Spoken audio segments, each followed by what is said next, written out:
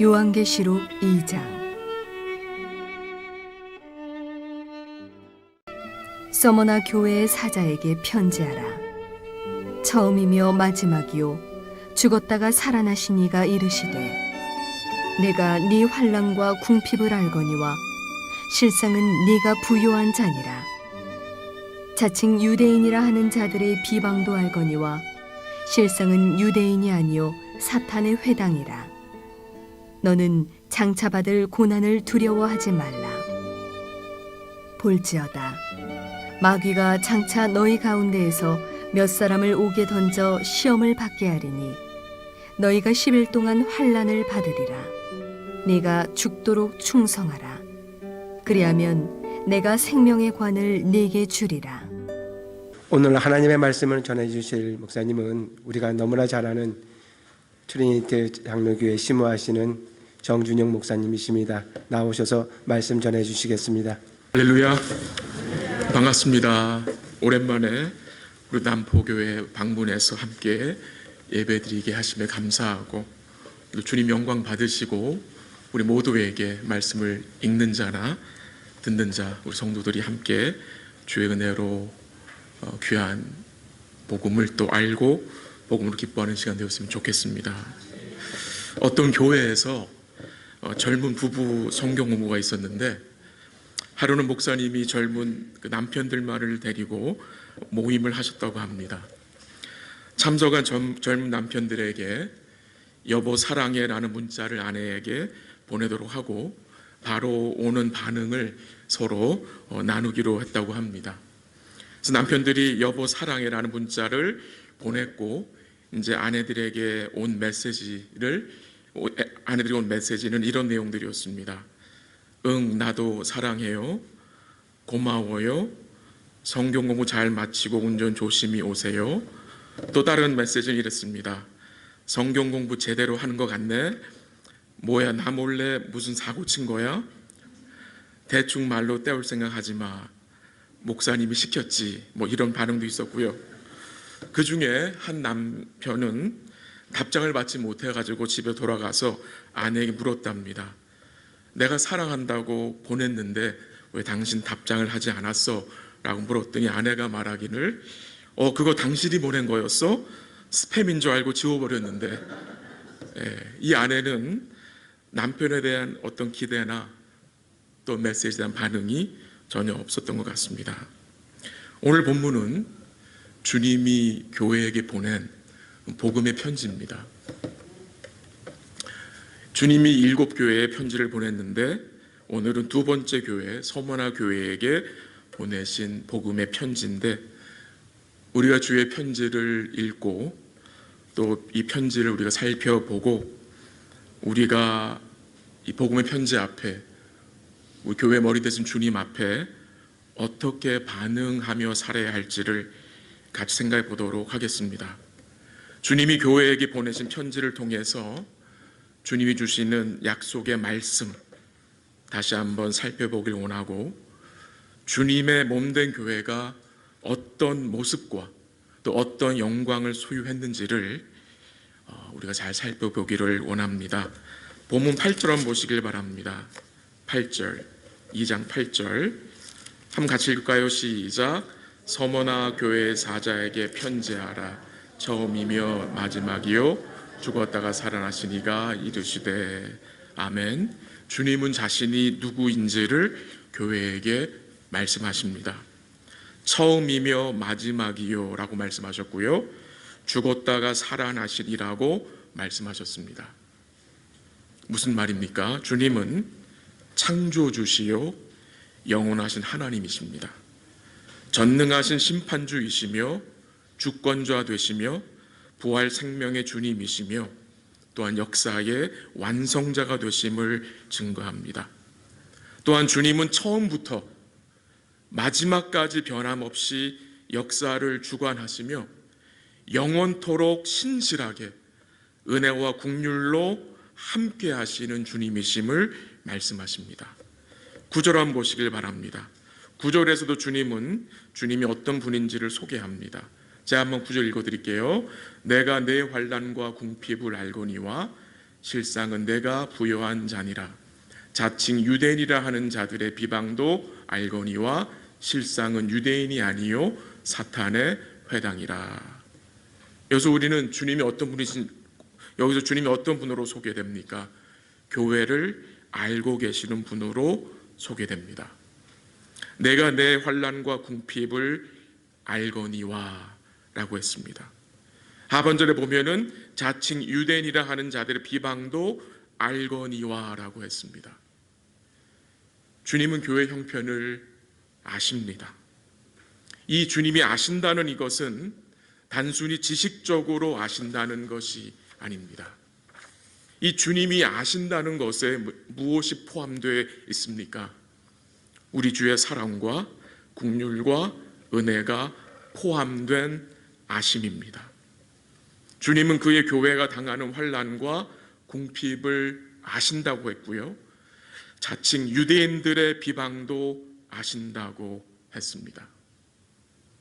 그렇다면 왜 주님은, 모든 것을 아시는 주님은 왜 교회로 환난과 고난을 당하는 것을 허락하시겠습니까? 아시면 그만 받게 해야 되는 게 아닙니까? 왜 아시면서 고난당하고 환난당하고 궁핍 사정 당하는 것을 허락하십니까?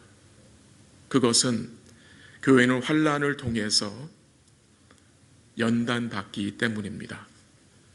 주님이 교회를 깨끗하게 하시는데 사용하시는 도구가 환난이기 때문입니다. 주님은 환난을 통해서 우리 신앙의 불순물을 제거하시고 우리 안에 있는 외식과 위선을 제거하십니다. 그래서 환난을 교회에 허락하시는 것입니다. 또한 주님이 교회 환난을 허락하시는 이유는 주님은 교회를 교회답게 하기 위해서 환난을 허락하십니다. 교회로 더욱 주님을 사랑하게 하시고 주의 나라를 더욱 바라보게 하시기 위함입니다. 또한 주님은 우리로 더욱 주님의 은혜와 사랑을 깨닫게 하시고 주를 의지하게 하기 위해 환난을 허락하시는 것입니다. 주님은 교회로 환난을 통해서 그리스도를 더욱 경험하게 하시는 분입니다. 오늘 본문을 보면은, 특별히 9절에 보면은 주님은 교회를 평가하셨습니다. 만약에 세상 사람들이, 그 당시 로마 사람들이, 그 당시 자칭 유대인들이 이 서머나 교회를 평가했다면 아마도 그들은 이 교회는 정말로 비참하고 볼품없는 교회라고 말했을 것입니다. 근데 오늘 본문 9절에 보면은 주님은 이 교회를 뭐라고 평가하셨습니까? 내가 내 환난과 궁핍을 아노니 실상은 내가 부요한 자라고 평가하셨습니다. 세상의 눈에는 너무나 비참해 보이고 볼품없는 교회인데 주님은 그 교회를 부요한 교회라고 말씀하셨습니다. 세상의 평가는 그리 중요한 것이 아니라고 생각됩니다. 왜 그러냐? 세상은 교회의 본질을 알지 못하고 겉으로 보이는 것으로만 평가하기 때문입니다. 그러나 주님의 평가는 다릅니다. 주님의 평가가 진짜입니다. 왜 그렇습니까? 주님은 친히 교회를 영원 전부터 세우실 계획을 가지고 계셨고 친히 이 땅에 오셔서 교회를 세우셨고 교회를 붙드시며 교회를 다스리시는 분이기 때문입니다. 주님은 교회의 모든 것을 꿰뚫어 보시고 계신 분이기 때문에 그분이 말씀하셨어요. 이 서머나 교회에 대해서 실상은 내가 부요한 자라. 실상은 내가 부요한 자다. 이 교회의 부요한 현실은 영원한 현실입니다. 변치 않는 현실입니다. 그 교회가 어떤 상황에 처한다 할지라도 주님이 말씀하신 너희는 부요한 자라는 현실은 결코 변할 수 없는 영원한 현실입니다.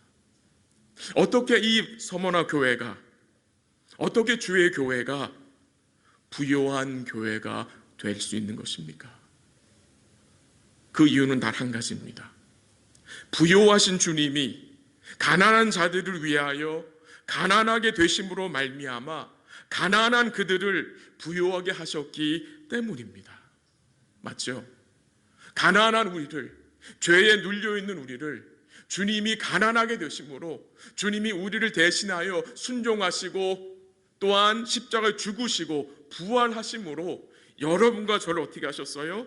부요하게 하셨다는 말씀입니다. 영원히 부요한 자로 세우셨다는 말씀입니다. 우리 주님은 세상에서 가난한 자들을 믿음에 부요하게 하셨다고 야고보는 증거했습니다.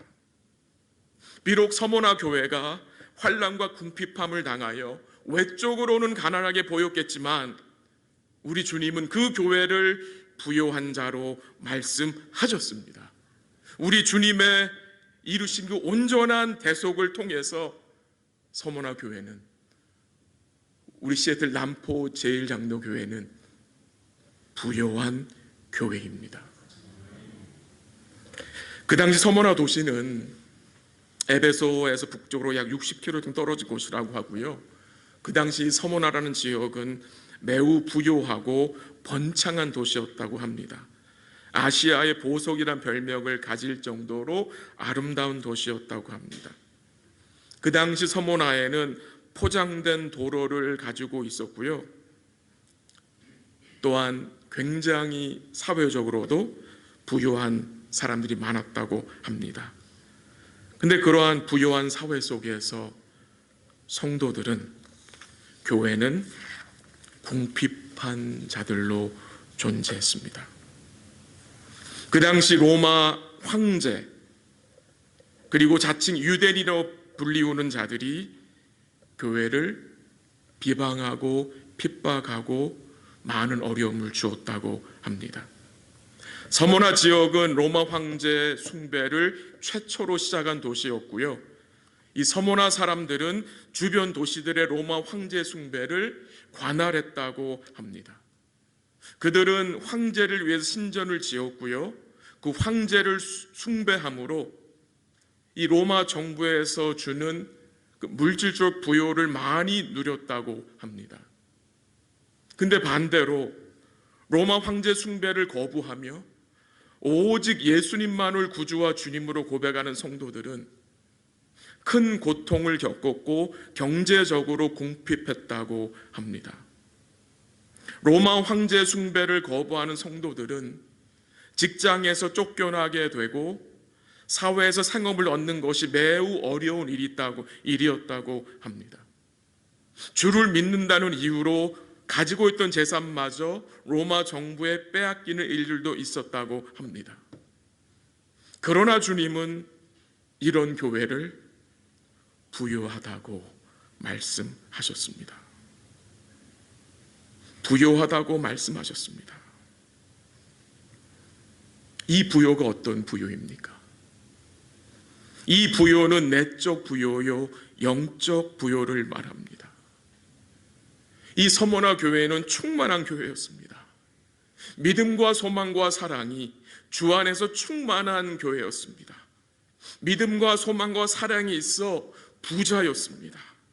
그들은 주의 말씀에 부요했을 것이고요, 주의 은혜에 부요하며 주께 순종함과 인내함에 부요한 교회였을 것입니다.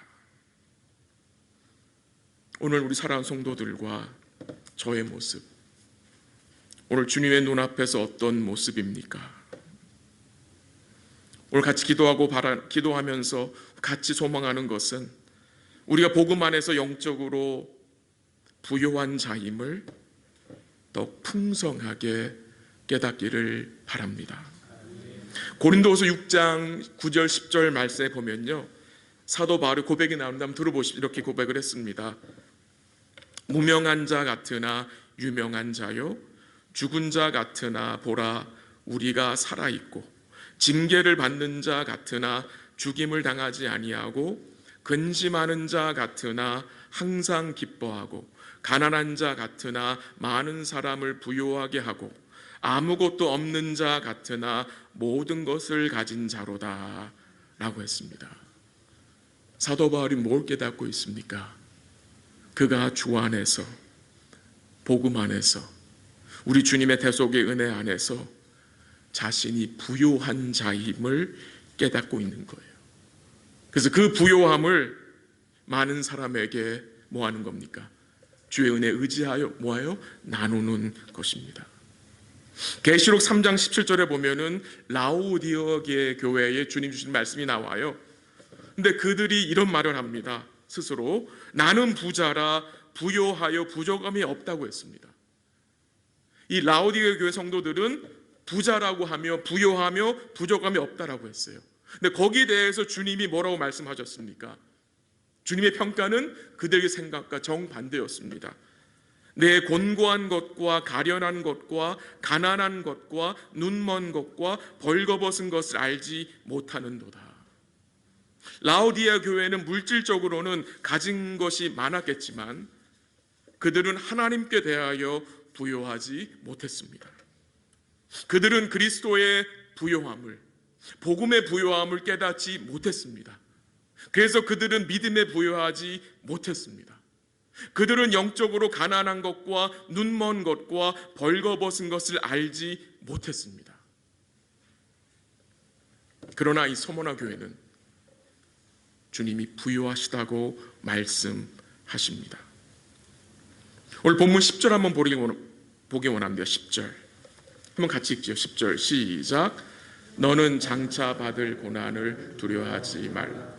볼지어다 마귀가 장차 너희 가운데에서 몇 사람을 옥에 던져 시험을 받게 하리니 너희가 10일 동안 환난을 받으리라. 내가 죽도록 충성하라. 그리하면 내가 생명의 관을 내게 주리라. 아멘. 주님이 부요하시다고 말하는 서머나 교회에 뭐가 있다고 말씀하십니까? 장차 받을 고난이 있다고 말씀하십니다. 주의 은혜가 부요한 교회는 고난받는 교회입니다. 장차 받을 고난. 근데 이 서머나 교회는 이미 고난을 받고 있잖아요. 그렇잖아요. 이미 환난과 궁핍감 가운데 있잖아요. 근데 주님 뭘 말씀하세요? 장차 받을 고난이 또 있다고 말씀을 하십니다. 인간적으로 생각하면 이 말씀이 너무나 고통스럽게 들릴 수 있을 것입니다. 이미 고난받고 있는데, 이미 환난과 궁핍감 가운데 있는데 주님이 하시는 말씀은 이제 고난받게 해줄 게가 아니라 장차 받을 고난이 또 있다고 하시니 이 얼마나 부담스러운 또한 두려운 말씀일 수 있겠습니까?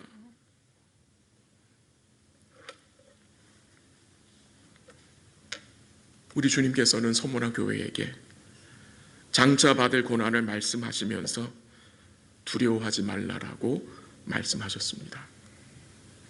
왜요?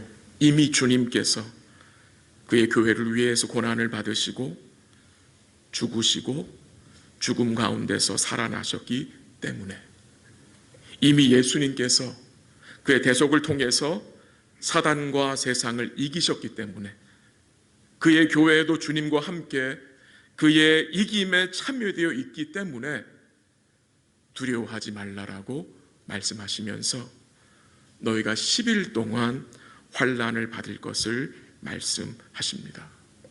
10일 동안. 주님은 교회가 환난 당하는 기간까지 알고 계십니다. 그 말은 무슨 말입니까? 주님이 모든 것을 주관하고 계심을 증거하는 말씀입니다. 10일이란 말은 이 환난의 끝이 분명히 있음을 주님이 교회에게 알려주시는 것입니다. 근데 이 10일이란 말은 문자적으로 10days를 말하는 것은 아닙니다.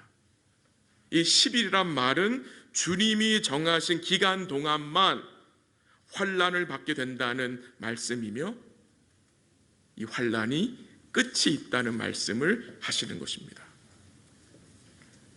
지금 이런 서머나 교회가 당한 상황 속에서 그들이 듣기 원하는 말씀은 어떤 말씀이었겠습니까? 여러분들이 고난 중에 있을 때, 환난 중에 있을 때, 궁핍함에 있을 때 듣고 싶은 말씀은 어떤 말씀입니까? 이제 너희의 환난은 끝이고 이제 고생과 궁핍은 끝이다라는 말씀 아니겠습니까? 근데 주님은 그런 말씀을 하지 않습니다.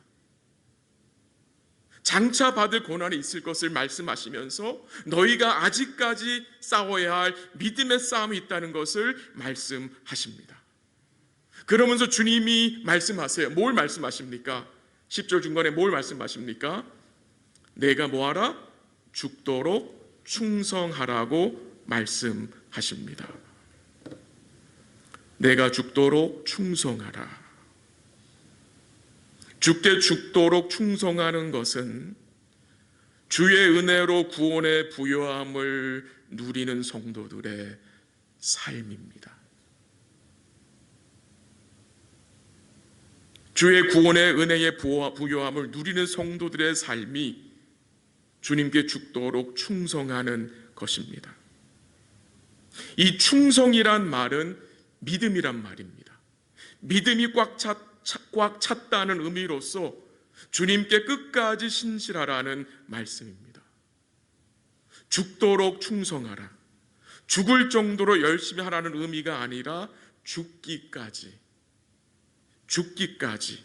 끝까지, 죽는 순간까지 주님을 믿고 붙들라는 말씀으로 생각이 됩니다. 죽도록 충성하라. 나의 충성과 다른 지체의 충성을 비교하지 마시길 바랍니다. 나보다 좀 덜 충성하는 지체를 여러분 너무나 좋지 않게 보시지 않았으면 좋겠습니다. 주께 충성하는 것은 주님과 나의 관계 안에서 구원의 은혜에 감사하여 그 주님을 신뢰하고 붙드는 것입니다. 우리 삶의 고통과 어려움이 있다 할지라도 주님께 대한 믿음을 끝까지 지키는 것입니다. 주님께 충성하는 것은 젊을 때에, 아직 아이들이 없을 때에만 하는 게 아닙니다. 건강할 때만 하는 게 아닙니다. 편안할 때만 하는 것이 아닙니다. 평생 죽는 순간까지 때로는 희생을 각오하고 손해볼 것을 각오하고 환난 중에도 주님께 충성하며 따르는 것입니다. 주님께 죽도록 충성하는 것은 우리 주님을 그 무엇보다 귀하고 가치 있게 여기는 삶입니다. 주님께 죽도록 충성하는 것은 내 생명보다, 내 가족보다 주님을 더 가치 있게 귀하게 여기는 삶입니다. 사도 요한의 제자 중에 아마 여러분 아시겠지만 제가 다시 언급합니다. 폴리갑이라는 사람이 있었습니다. 그는 요한계시록 기록된 후 약 60년이 지난 후에 서머나 교회의 목사로 섬기다가 순교했습니다. 유대인들과 로마인들이 폴리갑을 화형시켜 죽일 준비를 다 해놓고 이렇게 물었다고 합니다. 로마의 왕 시저의 이름으로 맹세하고 그리스도를 욕하라. 그리하면 살려주겠다. 그리스도를 욕하면 살려주겠다 이야기를 했어요. 그 말에 폴리가 뭐라고 대답을 했습니까? 저는 86년간 주님을 섬겼습니다. 그분은 한 번도 제게 나쁜 일을 하시지 않았습니다. 그런데 제가 어찌 저를 구원하신 저의 왕을 욕할 수 있겠습니까? 라고 말했다고 합니다. 결국 폴리갑은 유대인들에게 화형을 당했습니다. 주를 위해 순교하는 은혜를 받았습니다. 폴리갑은 불길이 그의 몸을 휘감자 이런 기도를 했다고 합니다. 주께 감사하나이다. 그는 죽는 순간까지 주님께 충성한 자입니다. 그는 그 무엇보다 주님을 가치 있고 귀하게 여긴 자였습니다. 오늘 우리의 삶은 어떠합니까? 오늘 우리는 무엇에 충성하고 살아가고 있습니까? 왜 우리가 주님께 죽기까지 충성하며 살기를 원하는 것입니까? 주님이 우리를 부요하게 하셨기 때문입니다. 주님이 우리에게 생명의 관을 주셨기 때문입니다. 그 내용이 10절 마지막 부분에 나오죠. 내가 생명의 관을 내게 주리라. 이 생명의 관, 면류관은 영원한 생명을 말합니다. 원래 관이나 면류관은 승리한 자나 왕이 쓰는 거라고 합니다. 주님이 생명의 관을 주신다는 말은 교회가 승리할 것을, 그리고 주님과 함께 영원히 왕노릇할 것을 약속하시는 것입니다. 이 현실이 진짜입니다. 아직 눈에 보이진 않습니다. 근데 이루어진 현실입니다. 그 현실을 기다리고 있는 자들이 바로 교회인 것입니다.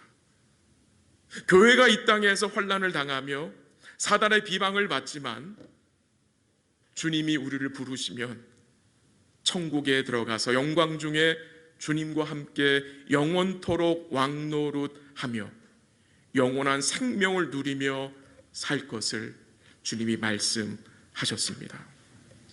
마지막으로 우리가 주님으로 인해서 이 영생의 복을 누리며 사는데 그 부분을 이 11절에 조금 더 강조해 설명을 합니다.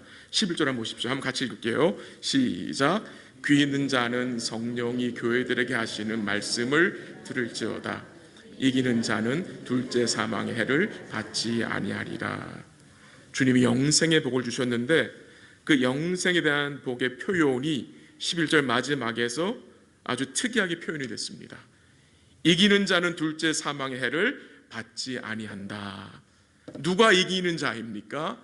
주님 안에 거하는 우리가 이기는 자이고요, 주님을 믿는 자들이 이기는 자입니다.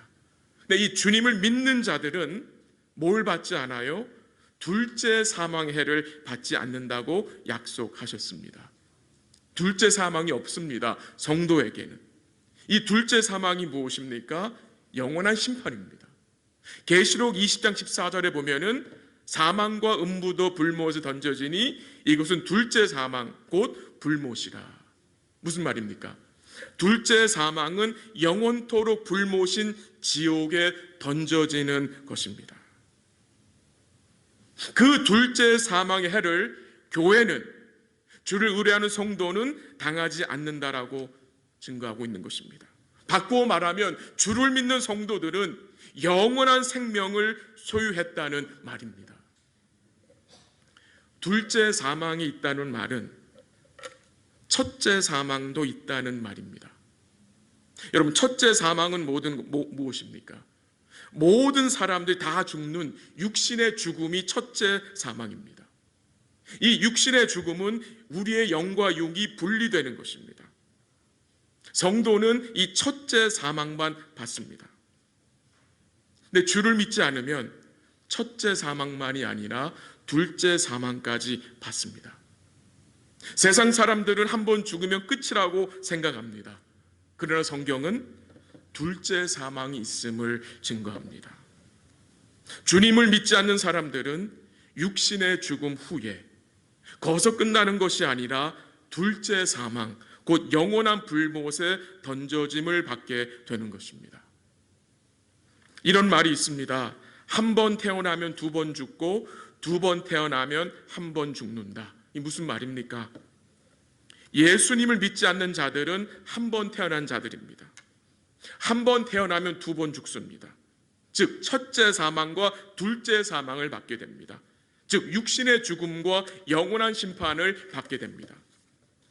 그러나 두 번 태어난 자, 우리입니다. 성도들입니다. 육신의 태어남과 성령의 거듭남을 받은 성도는 첫째 사망, 곧 육신의 죽음만 받는 것입니다. 둘째 사망은 없습니다. 영원한 생명으로 들어가는 것입니다. 말씀을 정리합니다. 왜 서머나 교회가 환난과 궁핍과 고난을 당했습니까? 그들이 주를 진실하게 믿었기 때문이라 생각됩니다. 우리 사랑하는 우리 시애틀 남포 제1교회 우리 성도님들, 주님을 진실하게 믿으시기를 부탁드립니다. 주님 주신 믿음을 끝까지 지키는 복된 교회 되시기를 기도합니다. 주님 주신 믿음을 끝까지 지키기 위해 우리의 실상을 기억해야 합니다. 어떤 실상입니까? 주님이 우리를 부요하게 하셨다는 것입니다. 우리 주님의 대속의 은혜를 통해서 우리 성도들을 영원히 부요한 자로 세우셨다는 사실을 믿으시기 바랍니다. 그리고 이 현실은 어떤 상황에 처한다 할지라도 결코 변치 않는 영원한 은혜의 현실임을 기억하시기를 바랍니다. 그래서 우리는 고난이 와도 힘들지만 괜찮습니다. 왜요? 고난받는 교회를 주님이 아시기 때문이고, 주님이 그 고난을 통해서 우리를 더욱 진실한 주의 자녀들로 세울 것을 믿기 때문에, 또 이미 주 안에서 영원한 생명을 소유했고 앞으로 주의 영원한 영광에 참여할 자들임을 믿기 때문입니다. 그러나 여전히 우리는 부족한 자들입니다. 오늘도 주의 은혜가 절실하게 필요한 부족한 자들임을 하나 앞에서 인정합니다. 오늘 주님 앞에 드리는 우리의 충성은 너무나 부족합니다. 우리 믿음 역시 연약할 때가 너무나 많습니다. 주께 대한 충성이 흔들릴 때도 있습니다. 근데 감사한 것은 충성이신 주님이 우리 사랑하는 성도들을 충성되이 여겨 주셨다는 사실을 기억하시기를 바랍니다. 사랑하는 주의 교회가 믿음에 부요하고 우리 하나님께 대하여 부요한 복된 교회로 더욱 세움 있기를 기도하고, 어떤 상황에 처하든지 끝까지 주께 충성하시는, 끝까지 주님을 인정하시고 붙드시는 복되고 아름다운 교회 되시기를 주의 이름으로 간절히 기도합니다. 기도하겠습니다.